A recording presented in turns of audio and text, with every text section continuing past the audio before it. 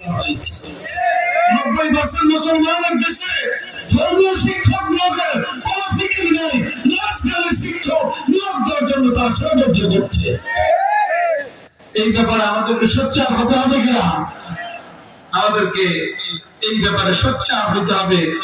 আর পাশাপাশি আমাদের যতদিন পর্যন্ত স্কুল কলেজ ইউনিভার্সিটির মাধ্যমে আমাদের সন্তানদের ঈমান ইসলাম শিক্ষা কোনো ব্যবস্থা করা যাবে না, ততদিন পর্যন্ত আমরা যারা বাবা আছি, গার্জিয়ানরা আছি, আমাদের কর্তব্য আমার সন্তানকে স্কুলে দেওয়ার আগে তাকে আগে মাদ্রাসায় দিয়ে তাকে মুসলমান বানাইতে হবে, তাকে ঈমান শিক্ষা দিতে হবে, তাকে কোরআন শিক্ষা দিতে হবে।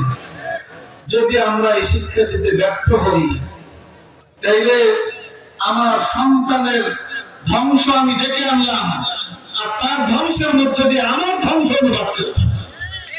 আল্লাহ কোরআন আল্লাহ তাআলা বলছেন